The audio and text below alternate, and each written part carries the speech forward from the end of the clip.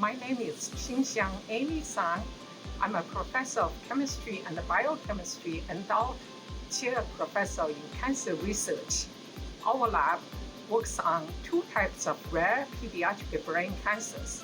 One is ATRT, it's atypical teratoid rhabdoid tumor.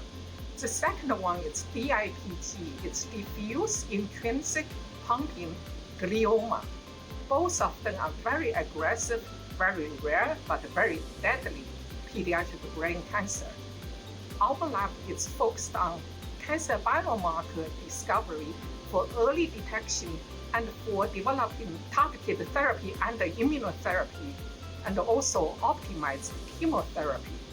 So our lab has been developing biological therapies which target ATRT and DIPG. Especially, we are developing RNA-based and antibody-based and cell-based therapies, try to overcome drug resistance and to help cancer patients to survive longer with better quality of life. We have a wonderful group of highly talented graduate students, and the Institute for Pediatric Rare Disease has funded us to develop novel RNA and genome editing based drugs, and also help us to developing new approaches to overcome drug resistance, especially chemo resistance. I would like to introduce you to some of our highly talented graduate students. Drishti Shaker, he will tell you about the RNA drug development.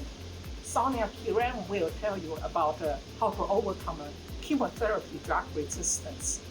Harry Yu Xie will tell you about the novel approach for genome editing and gene therapy for pediatric brain cancer. So, Drishti. Hi, I am Drishti. I am a third-year graduate student in Computer Science Lab, and my research interest is studying atypical teratoid rhabdoid tumor, which is a lethal pediatric brain cancer. And what we're trying to do is we want to look at the gene expression pattern in ATRT, because no two ATRT tumors are the same. So we want to find out what genes are overexpressed in these ATRT tumors, and based on that, we want to target those overexpressed genes using very small RNA molecules, which are called the short interfering RNA or siRNA. So what we do is we treat the ATRT cells with the siRNAs, and we see the cellular effects in these ATRT cells. And we think that these genes can regulate the growth and survival of these ATRT cells, and maybe suppressing this gene expression can affect the ATRT cells, and maybe these siRNA molecules can be translated into better therapy for ATRT. Hi, I'm Harry, a fourth-year graduate student in Dr. Song's lab. The project I'm currently working on is a continuation of our previous work on ATRT. So our last project focused on developing an ATRT-like model to accelerate tumorigenesis studies and drug testing. Now, with the advanced CRISPR-Cas9 technology, I'm trying to correct small-scale point mutation in ATRT. The gene is called SMARCB1. It's a tumor suppressor gene mutated in over 95% of ATRT cells. So it plays a critical role in pumping remodeling, and when it's lost, it disrupts normal cell development. So if SMARCB1 restoration is successful, it might reverse some malignant phenotypes in ATRT, like reducing proliferation, lowering migration, and increasing drug sensitivity. However, gene editing efficiency remains inefficient, so we're working on strategies to increase gene editing efficiency, with the hope of advancing ATRT research and ultimately benefiting those young patients. Hi, my name is Sonia Kiran. I'm a PhD candidate in Dr.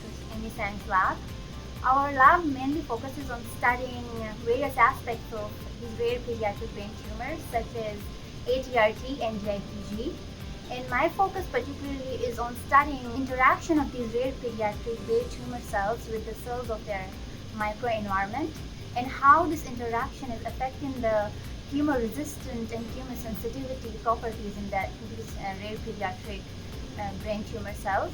So one of the aspects of this research is figuring out the pathways which are involved in chemoresistance in these rare pediatric brain tumor cells, and how the presence of these tumor tissue-resident cells and immune cells in the microenvironment of these rare pediatric brain tumor cells are going to affect them.